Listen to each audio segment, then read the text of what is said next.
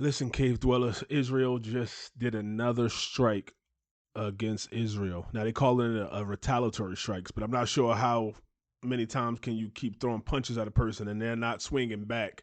Do you call it? Can you keep calling it retaliatory?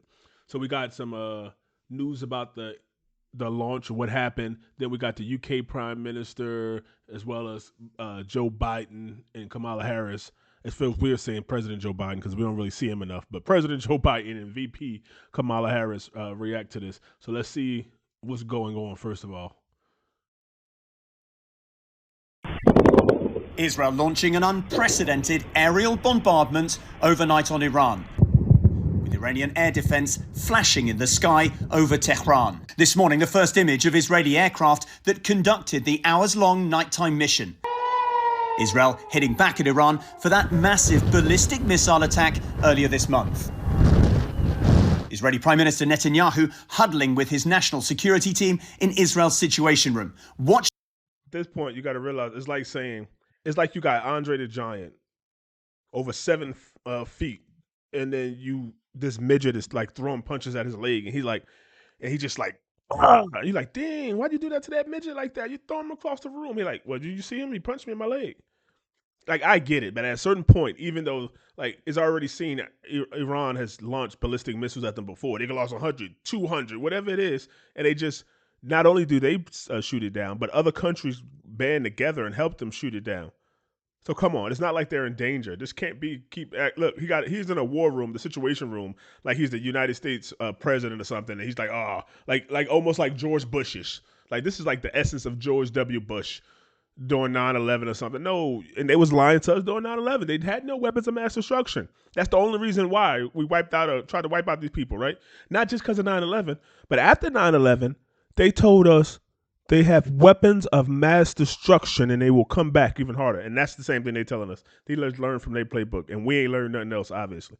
Watching the attack unfold, with Israel's Air Force saying it unleashed several waves of strikes, hitting military targets deep inside Iran. We conducted targeted and precise strikes on military targets in Iran, thwarting immediate threats to the state of Israel. Overnight, the IDF saying the targets included Iranian air defense systems and missile and drone storage and production sites.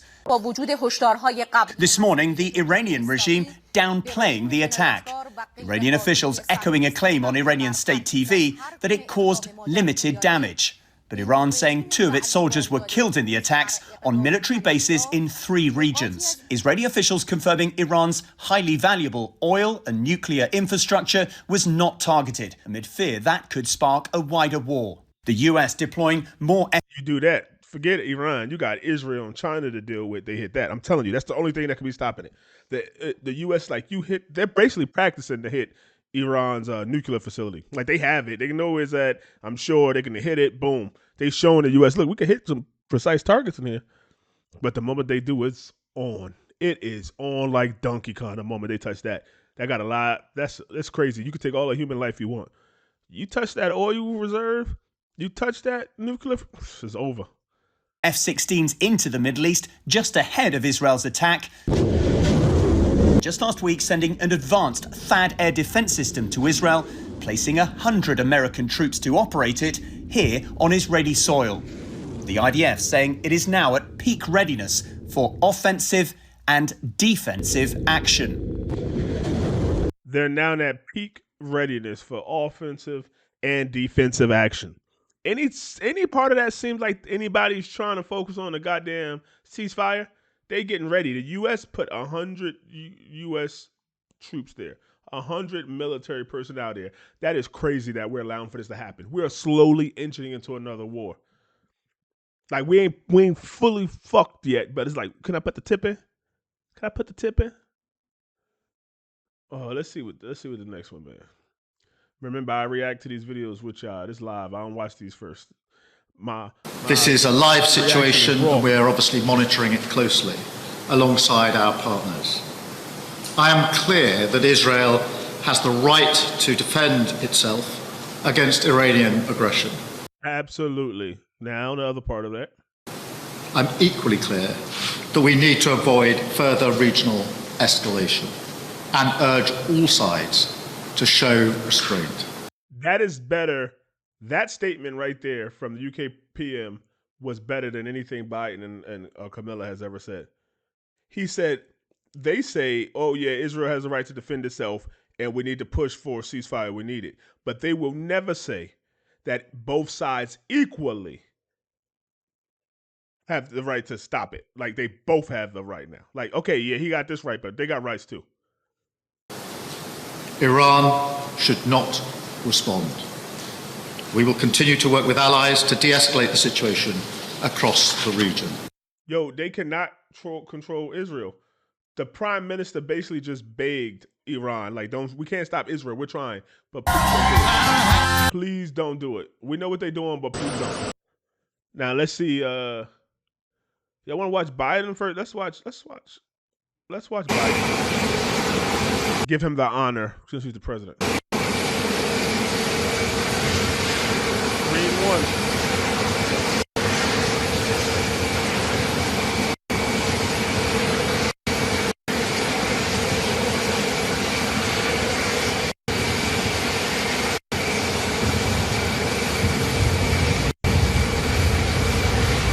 I didn't look like he worried about getting knocked over from the blades of the propeller on the helicopter. And they like, come on, you got to do is make it over here and we have your wheelchair waiting, but you just got to make it from there to here, past the tarmac. Come on.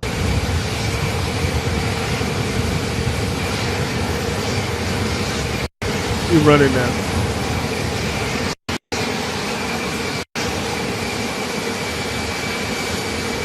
He never wanted to show us that somebody has the ability to move fast. He's the speed walk.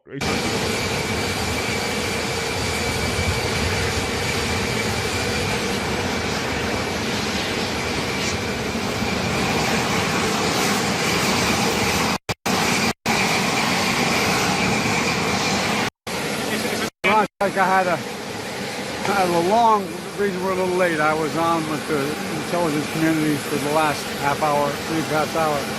It looked like they didn't hit anything other than military targets.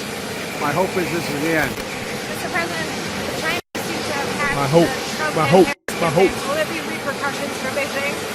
Well, I got to find out more about that, but I'm getting that brief when I get back as to what they did, how much they hacked, and so on. The United States is now to I hope. Forget an enemy. Because you can always hope an enemy. Oh, this enemy, Russia. I hope they could do this. I hope they do this. This is our ally. We can't control an ally. If we can't control an ally, what makes you think that our enemies would listen? Think about it. Israel is an ally. I want you to really to get this. This is an ally, not a neutral party, not a whatever, like, oh, we got close ties to them, but, you know, they still do their own thing and they got their own resources. This is an ally who without us would not exist. Point blank, period. And we got to hope. The president of the United States is hoping. What the hell is for the rest of us? He supposed to know, and the hope supposed to drop down to us. We hope that they do it. If he hoping, we ain't got no fucking luck. But if you find out that they did it, will there be repercussions? Hell no. We'll have to talk about it. President, you can't have Kamala Harris makes me give it up for Biden sometimes. Look what he just said. Would it be any repercussions? Well, we have to like talk about it. We have to look into it. He didn't say no. Kamala would have said no, absolutely not. Israel is, listen, we maintain that we will defend Israel. Something happened to Biden in the last couple of months. He just been like, forget it. They sending me home anyway. I'm gonna talk for real. At least he's not saying no. I'll give him that one. At least he's not saying no, absolutely not. He's saying, wait, let's do an investigation. Let's see. Even if they don't, it's the fact that he said it. any heads up? Yes. How worried are you that former President Trump seems to be talking to Netanyahu quite frequently? Well, the criticism of Trump is talking with Bibi, but Trump works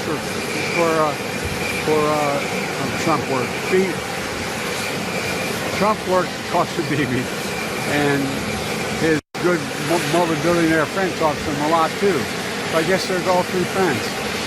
Was that the B word he's looking for, billionaires? He tried to play Trump and he could not finish that. So you're not concerned at all that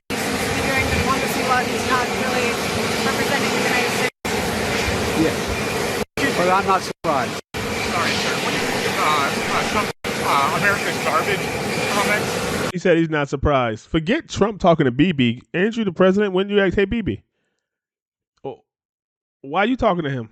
He ain't in his office. Why is another leader from another country coming in here and able to talk to any of our citizens without the president knowing? Even if you vote for Trump, there should be a problem that this man able to come in here and talk to somebody else. Let's see him do that if Trump was president. Let's see him go talk to Kamala if Trump was the sitting president, please. Here, revoke his visa. Trump will fuck around and revoke any kind of diplomatic immunity or something BB had messing with him like that. Look, Trump has no class at all. Zero, none. Think, all kidding aside, if this wasn't a political campaign, how would you characterize the man in terms of his manners, his decency? I mean, beneath the president. Mr. President, the North Korean troops in Russia, what kind of options do you have to respond to that? And when might we see a response there? We have options. It depends on what they do. Thank you so very much. Thanks, everybody. Thanks, everybody. I'm about to watch this man walk from there to Air Force One. Take 35 minutes. We ain't about to do that, my friends. Let's see what Kamala has to say.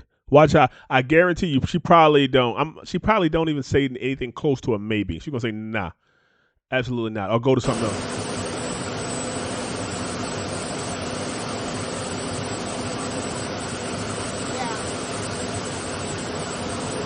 Look at these Air Force people. These Air Force people got to hold their salute forever. The Secret Service talking to them like, I'm sorry.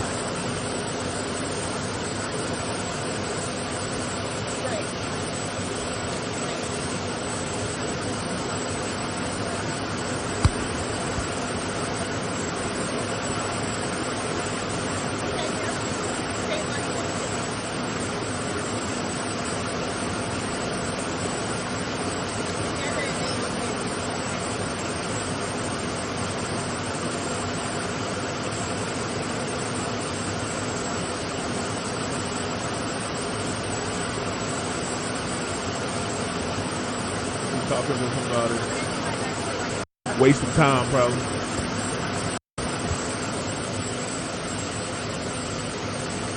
Yo, as a politician, they should stop. They should notice that these airmen are sitting here, and she should purposely render salute, so they can stop this. But they're not in that like that. They ain't hoorah. They ain't hoorah enough. Okay, I know y'all have been asking about the status of our conversations around Iran and Israel. And a couple of hours ago, I got off of a lengthy and important conversation with the president and our national security team. And, of course, we maintain the importance of supporting Israel's right to defend itself.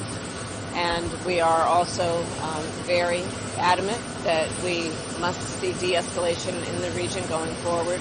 And that will be our focus. In terms of Texas, it was a very good trip.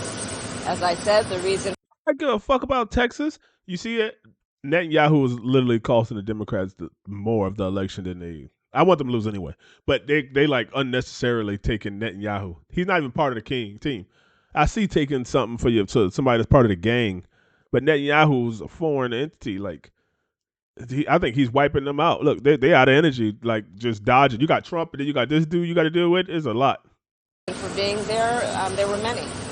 Most importantly, that there are a lot of people in Texas. Nobody want to talk about that. Have been suffering under what I call draconian laws as it relates to how they've been treating women and their right to reproductive freedom.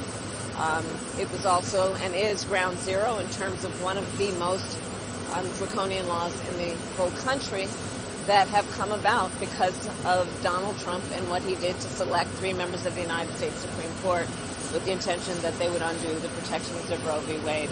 And I'm here now in Kalamazoo and in Michigan to talk with the folks here about their priority around ensuring that this election produces a president of the United States who honors and protects a woman's right to make decisions about her own body. I'm about to go and meet with some of the physicians who are on the front lines of this issue.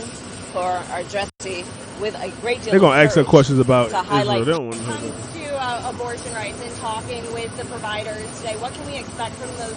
Like I said even last night, we are seeing that, for example, medical students are now more reluctant than ever to go into reproductive health care, seeing the impact of these laws, cancer screenings. This is important too. Don't get me wrong, woman. This is important too, but this one is in America, which is Israel. affecting Displaced because of the ongoing war.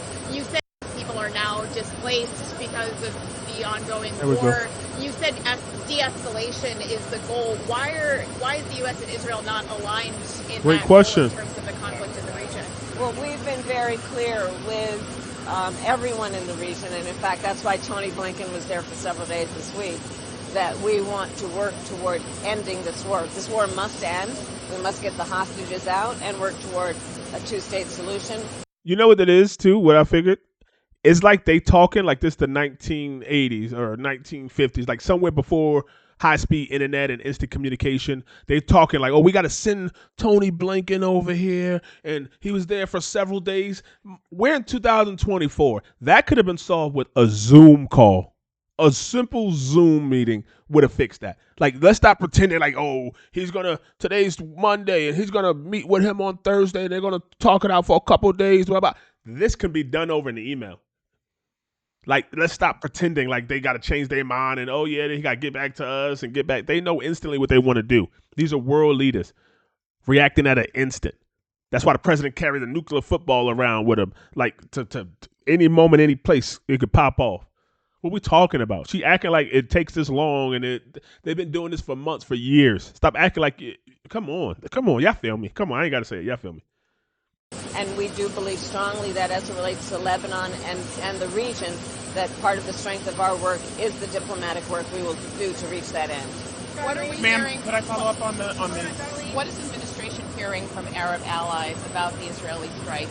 And can you say whether the strikes made it less likely that Iran will be able to attack Israel again in the future? What I can say is that it is a consensus among leaders in the region, and certainly it is the strong perspective of the United States that there must be de-escalation and not an escalation of activities in that region. Ma'am, now to expand on that, what is your message to Iran specifically as they consider a potential retaliation? Please don't strike back. Listen, I feel very strongly, we as the United States feel very strongly that Iran must stop what it is doing in terms of the threat that it. She don't even know what to tell them to stop doing. It's like a child who being abused and they're like, well, it's just, or a woman, and they're like, well, just stop making them mad. But I don't know what I'm doing. Well, you're doing something. That's the craziest thing I ever heard. Presents to the region, and we will always defend Israel against any attacks by Iran in that What way. attack? Ma'am, one more. Everybody, we have to get back to the cars. Everybody, we're going to follow tape this way. Thank you very much. Oh, she couldn't wait to get up out of there, man. Oh, so the same old, same old. Israel do whatever they want to. We're going to say, oh, well, October 7th happened, so that Israel has the right to defend themselves. Oh, well, Iran is bad, so we're the good ones, and they're bad, so good versus evil. What side you on? When it's not that. Iran got bad people and their policies and their leadership and their politics and their leadership. Israel got bad politicians in their leadership. We have bad politicians in our leadership. Do you see it right there? You see it right there. Bad politicians in our leadership. They just say something. At least Biden said, hey, we'll have to see when they asked if Israel will have any type of punishment or any papaws. She said, nah, nope. It ain't gonna happen. We just gotta come to a ceasefire in Iran. Stop what you're doing. Stop what you're doing. It's crazy. Let me know what y'all think, cave dwellers, in the comments, man. It's just gonna keep going on and on until Jesus come back, I guess.